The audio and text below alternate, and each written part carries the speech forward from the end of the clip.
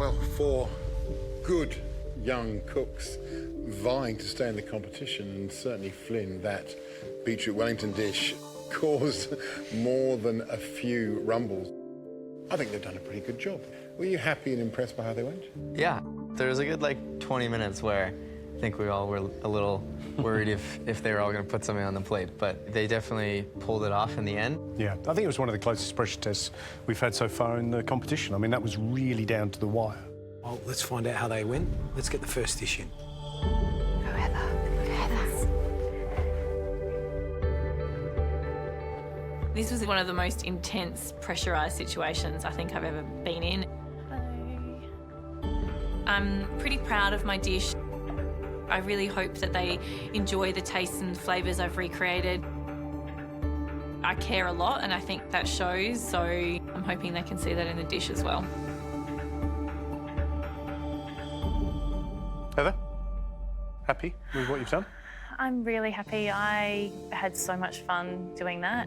I pushed myself and I worked fast and, yeah, proved something to myself today, I think. Flynn, what do you reckon about the look of Heather's dish? It looks really good. Beet looks cooked perfectly. There's a good amount of mushrooms around it. Thank you. Well, Heather, we'll find out how it tastes. You can leave now. Awesome. Thank you so much. Thank you.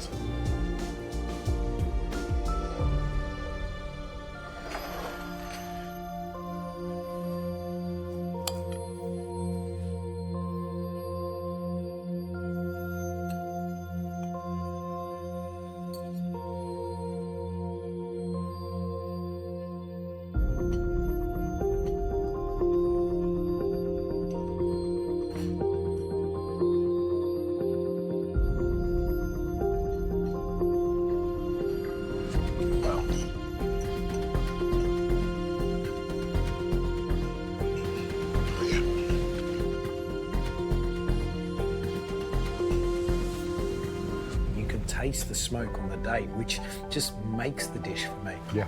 She really nailed the sauce, which is such a big part of the dish. The seasoning's right on it. It's got a really good depth of flavour and pretty delicious. Yeah. For me, it's not about the Wellington. My focus, my attention is drawn to all the other elements of the sauce, which is wonderful kind of sweet balance. I love the smoke on the date.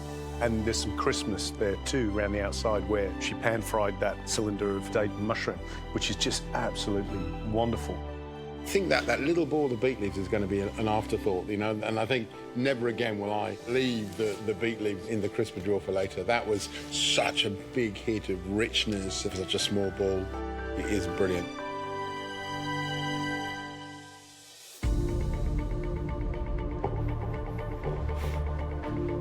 I'm feeling so nervous. Would you like a spoon? Thank you, George.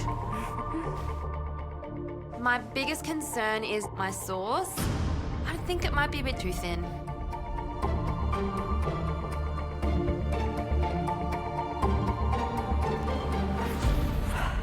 How was that for you? Full on. The 6th time you've been here in black. Yeah, I know, it definitely is frustrating. Really frustrating. Yeah. It's funny because every time I don't trust my gut, it's kind of where I end up. That's one thing I'm still learning, is actually to trust myself. Flynn, what do you reckon about the look of the dish? I think the dish looks great. The only thing that I notice right now is that maybe the sauce, it's just a little bit watery. But other than that, the roulade looks good and the Wellington looks great. Thank you. Chloe, time for us to taste. Thank you. Thank you so much.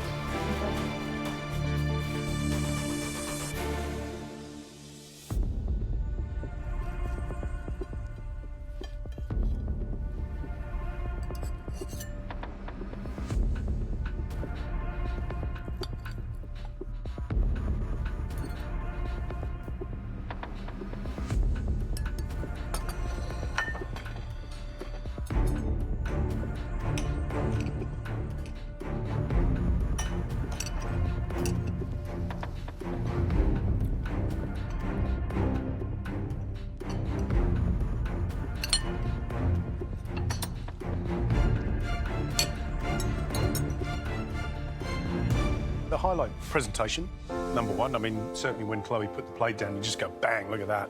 You know, she's really done a great job in terms of reproducing your dish. It's got all the elements that you want. And I think the beef Wellington, the integrity of it, how it's been put together, looks absolutely smashing. But it seemed she was a little too focused on the technique to actually really make sure everything tasted perfect. Like the sauce, where it's just a little bit watery. A lot of the stuff we're seeing here on the plate, it just lacks a bit of detail. The creaminess of the beet ball is an example of that. Yours were really soft and cooked through and really creamy. Inside it should be lovely and creamy. It's still quite gardeny. It still tastes like it's come straight off the top of the beet. But overall, a kind of a good job let down by a little Florence seasoning.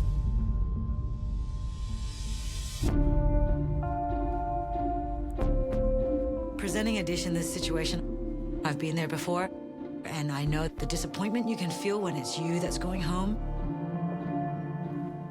I've done the best that I can. I hope I've done enough. Teresa, first time back in black after the inauspicious pressure test of Jason Atherton that sent you home. You've cooked brilliantly since you've come back. Thanks. What's the trigger to that? I think you really have to reflect and think, oh, what a wasted opportunity. And that wakes you up. And then when you get a second chance and then to be able to come back in, that's a gift in itself. So it's kind of like coming back alive. Every day, I'm joyful. Every day, I'm so grateful to be here. Here or outside, Teresa, that's the best way to live your life. Every day is a bonus. Thanks, Teresa. Thank you. Thank you.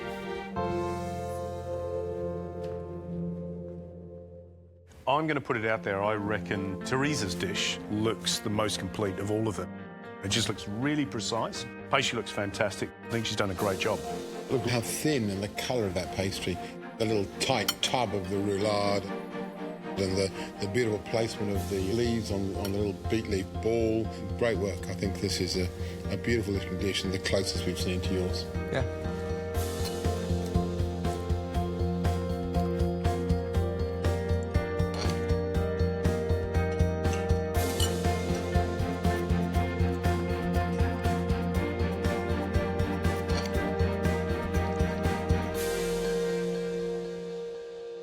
I love the pastry. Thin, it's golden, it's beautifully rolled out. The little ball of beet leaves has got not as good a flavour as Heather, but it's certainly creamy. It's certainly a lot better than Chloe's. There's no doubt that that pastry, where it's thin and crispy, is great. The mushroom flavour on the duxelle is very correct. I'm banged in terms of flavour. Yeah. The entire idea behind this dish is just really layering flavor and getting a depth in there. No doubt about it. It's a valiant effort. I mean, Yeah. incredible. Did a great job.